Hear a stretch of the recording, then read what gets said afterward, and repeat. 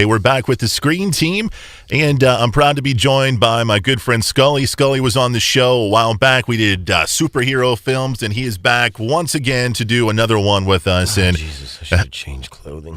No, man, you're fine. You're fine. You don't have to change clothing at all, man. I love your outfit. It's definitely fitting for sure. You love animated superhero films, right? Absolutely. You love them. You love them. Own them all. I can't wait for each one to come out. Just bought the newest one that just came out Tuesday. I want to ask you, is that the Gaslight one? Gotham by Gaslight. Oh, fantastic, man. Really? Blew my mind. The end will blow your mind. I want to know more, but we'll get into that. We'll get into that another time for sure. This next one we're going to review is called Batman Under the Red Hood. Did I get it right? Red Hood. All right, so what's going on? We got Batman. He's in Gotham City. He's trying to save Gotham. He's got the bad guys. Who's he fighting against in this one? This movie opens up to a very, very graphically painful scene, and it's that scene that sets up where we are in the beginning of the movie. You have a very bitter Batman who has blamed himself for the death of his second Robin, Jason Todd. Yeah. And through the movie, we have the entrance of many. Now, this is one scenario where the entrance of a lot of different bad guys and different characters works. It really works well because of there's an interplay. The standout character here, even though we have in the title, the title character is Red Hood.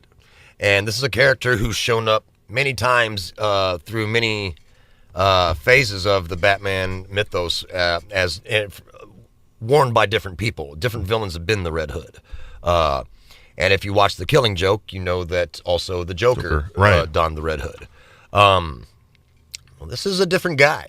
And he resurfaces and in a much more gruesome way than previous ones have passive they've taken. Mm-hmm. But in the meantime, we're dealing with one of the standout characters to me is Black Mask, and we're dealing with this crime boss who is taking over the streets and whatnot. And the Red Hood comes to put up his first real challenge aside from Batman. And when you got Batman caught in the middle of the two things that are really happening here, you just got it's really the makings for a good movie, and they totally deliver. And the voice cast is fantastic. We haven't actually, we actually get one of my favorite DC voices, Neil Patrick Harris, is in here. He is Nightwing.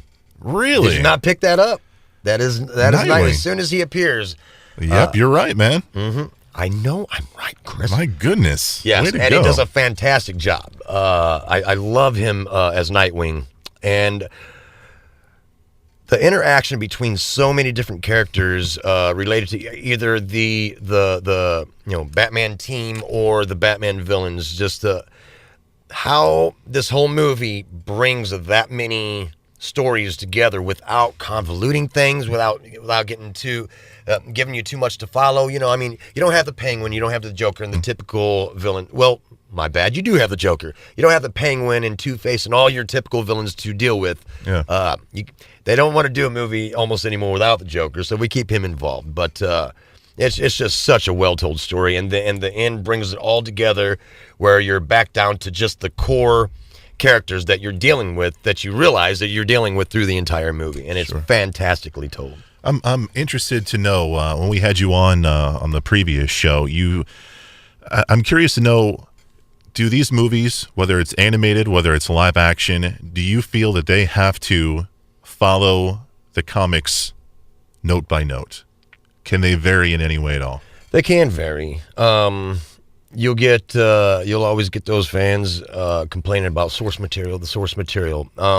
I'm a comic book fan. Mm. I'm not an avid reader of the comic books, but I've always been into superheroes. Like any kid, you start off young, you're tying the towels around your neck and stuff, and they're flying away through the living room, right? Right.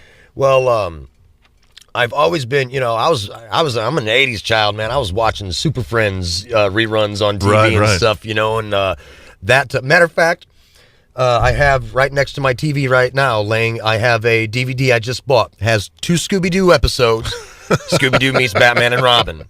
I mean, those are just fantastic, you know. And I've always been into those. Well, the more you're into a character, the more you will pick up the comics and things like this. I read a novel actually. I'm a reader. I'm not a comic book reader. I'm a book reader. And there's a Batman novel called Batman No Man's Land. Really? It is one of the best reads I've ever had the pleasure of sitting down with. It is the story of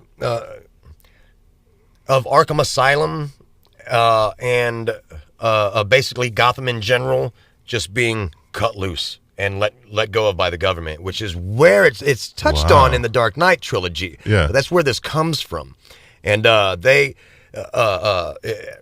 asylum's been overrun, everything's busted out. I mean, and the entire city is being tagged by different bad guys claiming their stakes, their areas, and everything. That's cool.